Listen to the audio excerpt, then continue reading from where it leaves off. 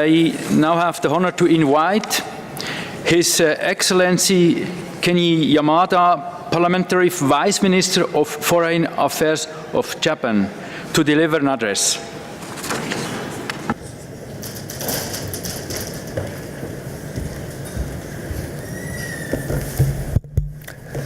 Thank you, Chair. Excellencies, distinguished guests, ladies and gentlemen, it is my great pleasure to speak here today at the 6th Global Platform for Disaster Risk Reduction. Let me extend my sincere gratitude towards the UNDRR, the Swiss government, as well as all of you who have taken part in organizing this significant event. On behalf of the government of Japan, I also would like to take this opportunity to express our deepest appreciation for everyone's kind message of sympathy and general support during difficult times such as 2011 Great East Japan earthquake, the Hokkaido Eastern Iburi earthquake, and the torrential rain in Western Japan last year.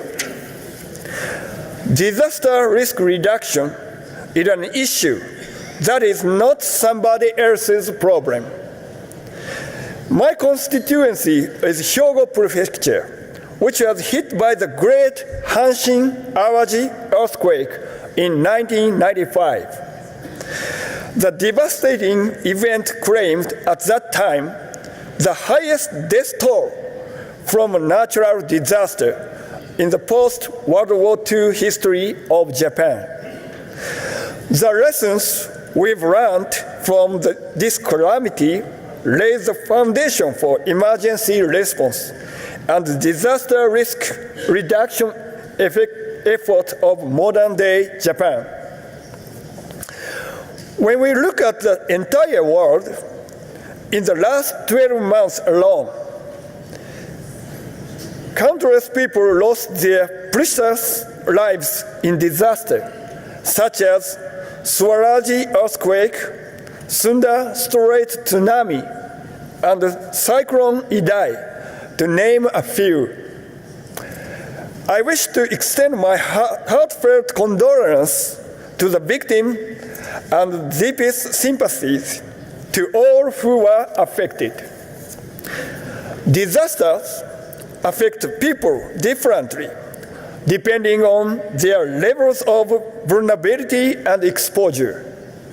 Women, children, elderlies, and people with disabilities are especially susceptible to negative impact and require special attention.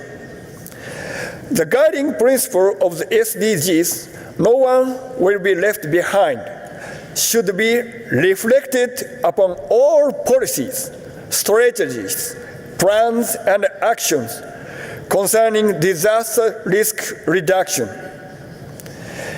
In this regard, we should not let any disasters-prone developing countries fall behind in such efforts. One of the main targets of the Sendai Framework for Disaster Risk Reduction, Target E, aims to substantially increase the number of countries with national and local disaster risk reduction strategies by 2020. It is important for all countries to accelerate their efforts and cooperate with a view to achieving this target. And further on, beyond 2020, to promote investment in disaster risk reduction based on these strategies. The experience of the Great East Japan earthquake has led us to reaffirm the significance of passing on our expertise and experience of disasters, as well as ways to build back better.